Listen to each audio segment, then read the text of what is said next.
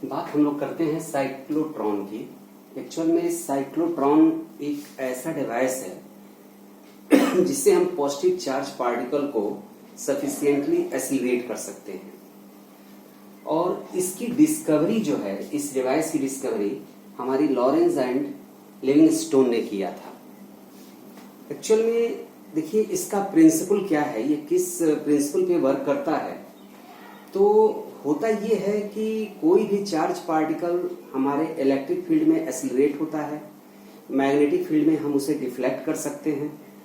तो आप ये समझिए कि इलेक्ट्रिक और मैग्नेटिक फील्ड का हमारे चार्ज पार्टिकल पर जो इफेक्ट है उसी को हम यूज करके हम किसी भी चार्ज पार्टिकल को स्मॉल इलेक्ट्रिक फील्ड में सफिशिएंटली एक्सीलरेट कर सकते हैं by applying a strong magnetic field. ये इसका वर्किंग प्रिंसिपल है। होता क्या है इस डिवाइस में कि इसमें जो है दो हमारे इवैक्यूएटेड जो है हमारे मेटल डी शेप्ड चैम्बर होते हैं। ये हॉलो डी शेप्ड चैम्बर है। तो ये इस तरह से रखे जाते हैं कि ये दोनों डी शेप्ड चैम्बर के जो हमारे डायगोनल्स हैं, डायमीटर्स हैं, ये दोनों हमारे पैरेलल होने चाहिए। इस तरह से पैरेलल हम रखते हैं। दो डी शेप्ड चैम्बर को हम पैरेलल टू ईच अदर रखते हैं और एक गैप होता है इसके बीच में। ये हॉलो है और ये जो सेंटर पे एक हम जो सोर्स है हमारा चार्ज, जो पार्टिकल का जो सोर्स है उसको हम रखते हैं सेंटर पे। और इस पूरे इस हमारे जो डी शेप्ड जो चैम्बर्स हैं इसको हम एक्चुअल में डिश कहते हैं, डिश। तो इन डिश, इस दोनों को हम जो है एक स्टील बॉक्स में हम इसको रखते हैं। ये स्टील बॉक्स में होता है, वेल इंसुलेटेड होता है। कहीं भी स्टील बॉक्स को ये डायरेक्ट कांटेक्ट में ये नहीं होते हैं।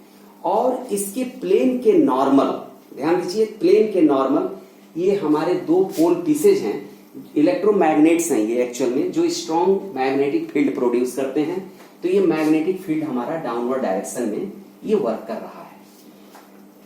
और ये दोनों डिश का कनेक्शन जो है एक हमारा एसी ऑसिलेटर से होता है। और ये ऑसिलेटर अप्रॉक्स 10,000 वोल्ट और ये 10 to the power 7 hertz frequency पर ये ऑसिलेट होता है।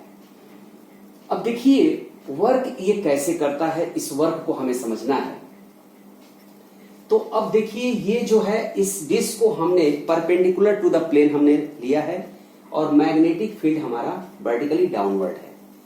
तो जब कोई भी चार्ज पार्टिकल जब ये सेंटर पे होगा और suppose that at any instant ये इंड हमारा पॉजिटिव है और ये इंड हमारा नेगेटिव है। ये हमारा ये इंड एट एनी इंस्टेंट ये इंड पॉजिटिव है और ये इंड नेगेटिव है और पोटेंशियल डिफरेंस अप्रॉक्स 10,000 वोल्ट का है। तो जब चार्ज पार्टिकल इस सेंटर पे होगा तो वो हमारे electric field positive to negative जो टर्मिनल हो है उस गैप में जो इलेक्ट्रिक फील्ड है वो इलेक्ट्रिक फील्ड के डायरेक्शन में क्या होगा, एक्सीलरेट होगा। चार्ज पार्टिकल इलेक्ट्रिक फील्ड में रेस्ट में है इनिशियली, तो वो इलेक्ट्रिक फील्ड के डायरेक्शन में एक्सीलरेट होगा। और जब इलेक्ट्रिक फील्ड के डायरेक्शन में एक्सीलरेट होगा तो इसकी स्पीड इंक्रीज होगी और ये हमारे डिस्क में D2 में एंटर कर गया। जैसे ही ये D2 में एंटर करेगा, ध्यान दीजिए, जैसे ही ये D2 में एंटर करेगा ये हमारे मैग्नेटिक फील्ड में आ गया। अब ये मैग्नेटिक फील्ड जो हमारा डाउनवर्ड डायरेक्शन में मैग्नेटिक फील्ड है और मैग्नेटिक फील्ड के नॉर्मल ये चार्ज पार्टिकल हमारा एंटर कर रहा है, तो ये इसका जो पाथ होगा वो पाथ हमारा सर्कुलर होगा। ये स्टडी हम लोग कर चुके हैं कि कोई भी चार्ज पार्टिकल मैग्नेटिक फील्ड के नॉर्मल अगर एंटर करेगा तो उसका पाथ सर्कुलर होगा और सर्कुलर पाथ में जो नेसेसरी सेंट्रीपेटल फोर्स है वो हमारी जो है ये लॉरेंज फोर्स प्रोवाइड करेगी। तो ये पाथ इसका सर्कुलर होगा। जब ये सेमी सर्किल जब ये कंप्लीट करके जैसे ही ये D2 से बाहर आएगा, ठीक है, एट दैट इंस्टेंट इसकी पोलैरिटी जो है वो चेंज हो जाएगी। अब ये हमारा एंड पॉजिटिव हो जाएगा और ये एंड नेगेटिव हो जाएगा, ठीक है। तो अब इस कंडीशन में क्या है कि अगेन इलेक्ट्रिक फील्ड का डायरेक्शन क्या हो गया, रिवर्स हो गया। तो जो इलेक्ट्रिक फील्ड पहले लेफ्ट टू राइट था, अब वो electric field right to left हो गया, और अब चार्ज पार्टिकल इस इलेक्ट्रिक फील्ड में एंटर कर रहा है एक स्पीड से। अगेन वो अब एक्सिलरेट होना स्टार्ट होगा, उसकी स्पीड फिर इंक्रीज करेगी, और इस इलेक्ट्रिक फील्ड में जब तक रहेगा उसकी स्पीड इंक्रीज होगी, और जैसे ही D2 में वो एंटर करेगा वो मैग्नेटिक फील्ड में आ जाएगा, और मैग्नेटिक फील्ड में हाई स्पीड से आएगा।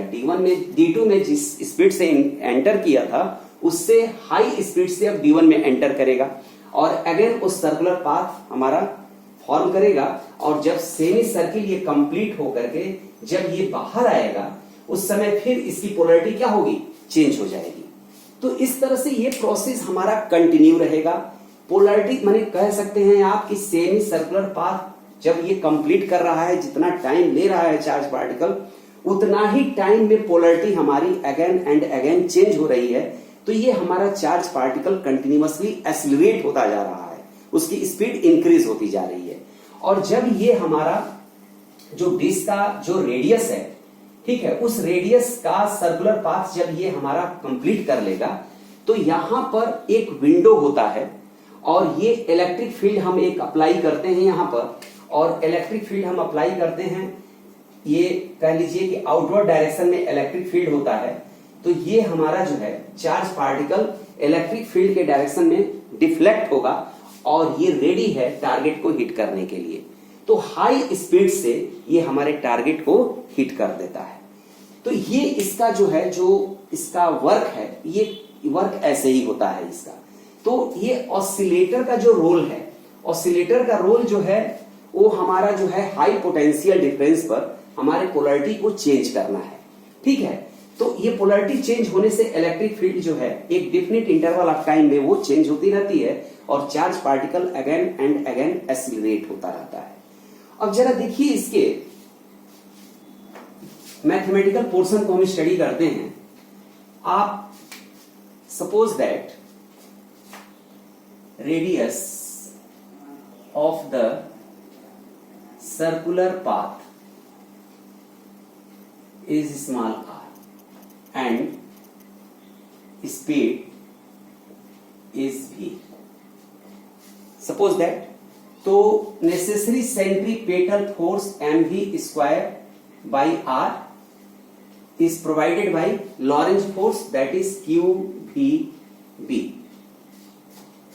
तो ये यहां पर जो सेंट्रीपेटल फोर्स है, उस सेंट्रीपेटल फोर्स हमको कहां से मिलेगा, तो उसके लॉरेंज फोर्स से मिलेगा। और ये इस तरह से इसको अगर हम सॉल्व करें तो R की वैल्यू जो होगी वो होगी mv बाई qb। तो रेडियस जो है वो हमारा mv बाई qb होगा। अब देखिए सेमी सर्किल जब ये फॉर्म कर रहा है, तो इस सेमी सर्किल को कंप्लीट करने में इस चार्ज पार्टिकल को कितना टाइम लगेगा, उस टाइम का कैलकुलेशन हम करने जा रहे हैं। तो time taken by charge particle to complete semi circle.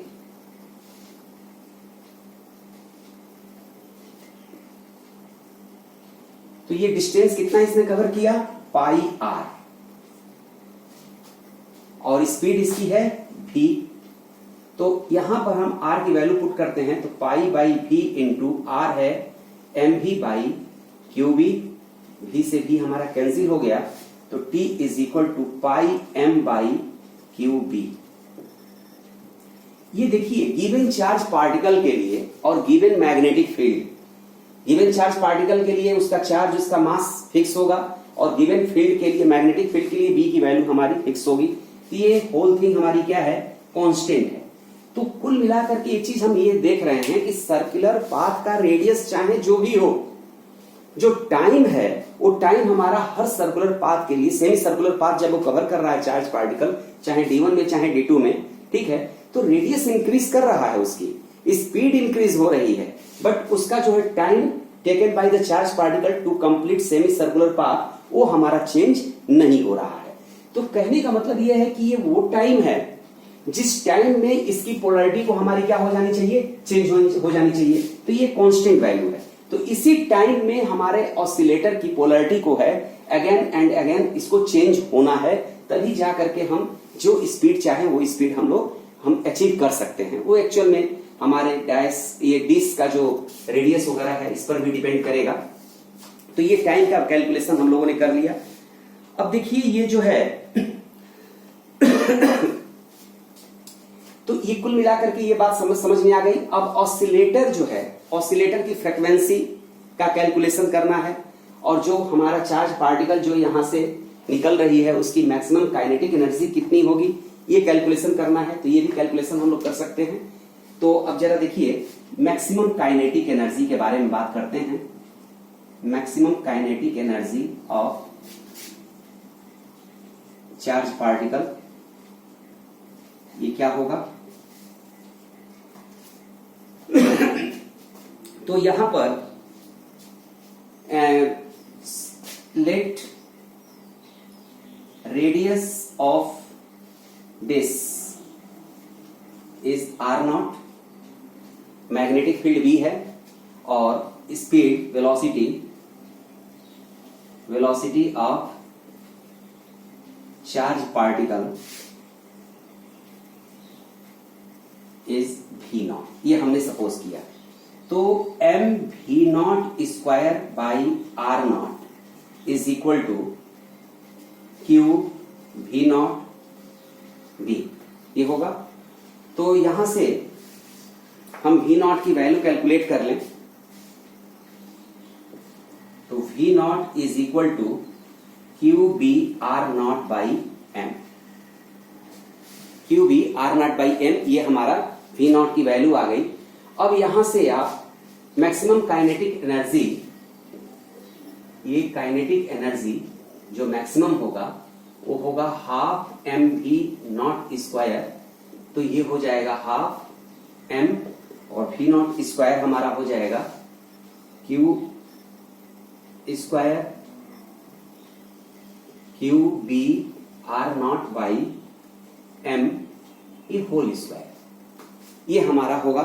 अब इसमें जो है हम इसको सिंप्लीफाई कर दें,